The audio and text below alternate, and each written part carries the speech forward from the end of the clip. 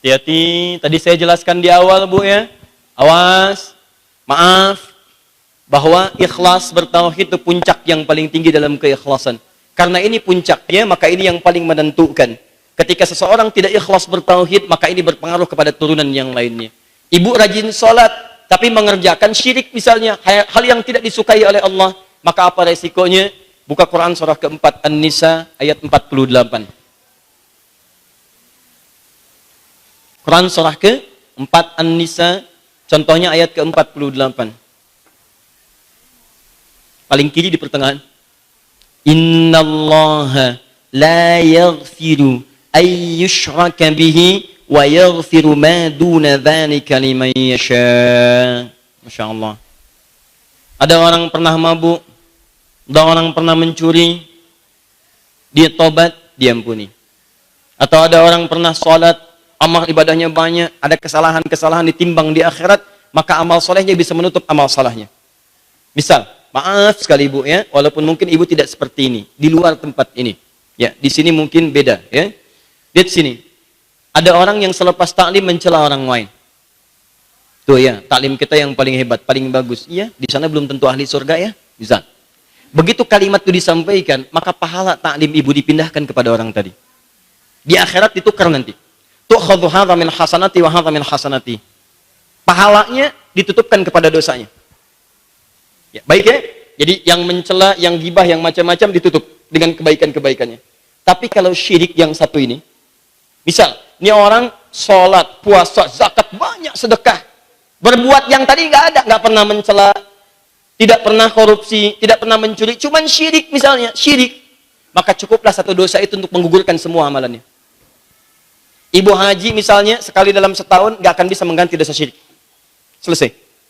Maka hati-hati, kalau dalam praktek yang seperti ini muncul dalam kehidupan, maka ini yang pertama kali mesti kita hapuskan dalam kehidupan kita. Jelas di sini? Baik. Dan syirik yang paling ringan itu riya. Yang paling ringan itu riya.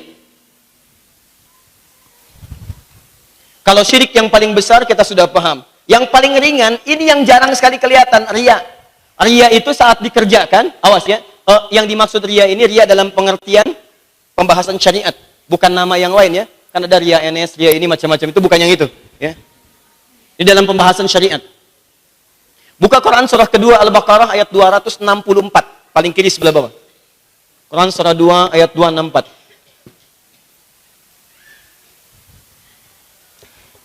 Orang yang riya memang tidak ada langsung ancaman neraka. Cuma ketika dia riya itu menghabiskan semua pahala yang pernah diraih. Lihat ayatnya.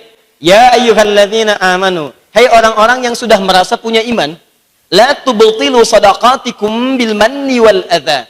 Jangan engkau kemudian menggugurkan, membatalkan, menghabiskan semua kebaikan yang telah lelah engkau tenun. Ibu itu, maaf, sholat itu kan tidak mudah. Tahajud tidak mudah, perjuangannya banyak. Infak tidak mudah, perjuangan melawan hati. Tapi tiba-tiba bisa batal, hancur semua, tidak ada nilainya. Kenapa? Karena dia melakukan perbuatan yang merusak semuanya itu. Bil manni wal adza. Perbuatan yang merusak dan mengganggu semua amalan. Apa contohnya? Kalladzi yunfiqu malahu ria'an nas. Contoh, seperti orang infak yang ria. Jangan lihat infaknya, lihat riaknya. Yang infak banyak, berpahala. Tapi ketika infak disertakan dengan ria, itu yang jadi masalah. Ini beredar kotak infak. Begitu datang ke tempat ibu, keluarkan handphone. Masukkan, ceklik. Terus diposting di media sosial. Kapan lagi ya kita bisa bersedekah? Gak ada nilainya. Gak ada nilainya. Maka ketika itu dimasukkan dan itu diupload kemudian, maka hilanglah semua nilai infaknya. Anda mau bantu ke Masjid Istiqamah. Saya mau bantu Ustaz, Masjid Istiqamah. Untuk renovasi, untuk macam-macam, untuk akuisisi SD, untuk ini itu. Dikirimkan oleh ibu. Masya Allah. Berapa? 1 miliar. Alhamdulillah. Tapi syaratnya, tolong bikin spanduk ya dari Sabang sampai Merauke. Ria. Habis. Sekarang sudah mau haji nih. Dekat-dekat. Hati-hati. Saya suka menangis kadang-kadang tuh. Bingung. Mau menegur juga dengan cara yang bagus harus dilakukan. Mau mengingatkan travelnya susah ditemukan. Itu sekarang Bu, mohon maaf ya. Itu tawaf sa'i saja bisa live Bu. Subhanallah, alhamdulillah. Kelihatan tidak? Walah, pindah ke sini lagi. Untuk apa? Itu begitu kemudian terpasang, habis pahala. Kan sayang-sayang. Haji itu menggabungkan dua jenis ibadah. Ibadah dibagi dua. Satu ibadah fisik yang tidak bayar, tidak keluar uang. Seperti sholat. Itu ibadah fisik. Gak ada orang sholat bayar. Pak mau kemana? Ke Istiqomah. Ngapain sholat? Maaf Pak ya, sholat fardu tarifnya 10.000. Yang sunnah 5.000. Gak ada. Yang kedua ibadah harta, zakat, infak itu ibadah harta. Ada ibadah yang menggabungkan kedua jenis itu, namanya haji. Begitu ibu mau haji, jangan dikira bisa berangkat langsung. Anda nabung, ada yang jual sawah, jual kebun, macam-macam. Kemudian di sana ibadah fisik, tawaf, berputar, sa'i, dari mulai lari kecil, jalan cepat dan sebagainya. Tiba-tiba hilang seketika hanya karena handphone yang keluar dan Anda ingin dilihat oleh orang lain. Bahkan ada orang yang sebelum berangkat sudah hilang pahala hajinya. Sebetulnya dia melakukan perbuatan, tidak salah perbuatannya. Cuma riaknya yang menyertai perbuatan itu. Contoh, tidak salah ibu misalnya akan berangkat, mengundang misalnya kolega, itu tidak salah.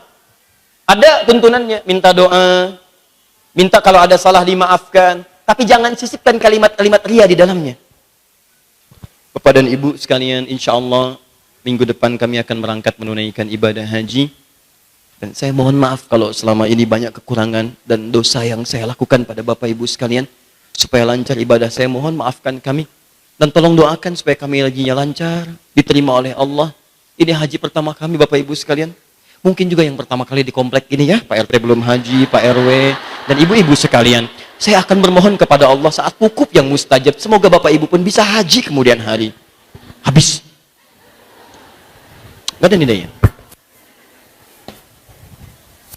Maka orang yang taklimnya bertauhid, dia tidak akan pernah menginginkan manusia melihat aktivitasnya untuk mendapatkan pujian dari mereka. Maaf, orang yang sholatnya bertauhid, maka dia akan jauhi riya, hanya karena orang ingin tahu bahwa saya pun bisa sholat berjamaah. Karena itu turun ayat yang menyertakan riya dalam sholat dan disebut celaka. Fawailul lil musallin. Siapa orang celaka? Celaka orang sholat. Siapa orang itu? Alladzina hum an sholatihim sahun. Yang lalai dalam sholatnya. Kenapa dia lalai? Alladzina hum yura'un. Bukan lupa rakaat, bukan tidak fokus dalam salat, tapi ra'un, dia riya karena salatnya yang dipersaksikan oleh orang lain. Memang cuma dia aja yang bisa ke masjid ya? Saya juga bisa. Memang cuma dia aja yang bisa taklim ya? Kita juga bisa. Iya ya, iya. Nggak seperti dia tuh. Iya, nggak nyangka ya? Nyangka. Ketika Anda mengatakan tidak nyangka, Anda sedang menyangka. Paham? Sekarang coba cek, berapa kali tanpa disadari, pahala-pahala itu bisa hilang dalam kehidupan. Berapa kali ibu mengupdate status yang dikesankan ingin diketahui oleh orang lain. Berapa kali foto-foto itu diupload hanya ingin kelihatan oleh orang lain. Berapa kali yang ikhwan, terjadi pergeseran. Dulu para ikhwan laki-laki, anak datang kepada ustadz tuh minta doa, sekarang minta selfie. Foto, habis itu upload, ketemu Ustadz Adi, ceklik. Untuk apa? Gak ada.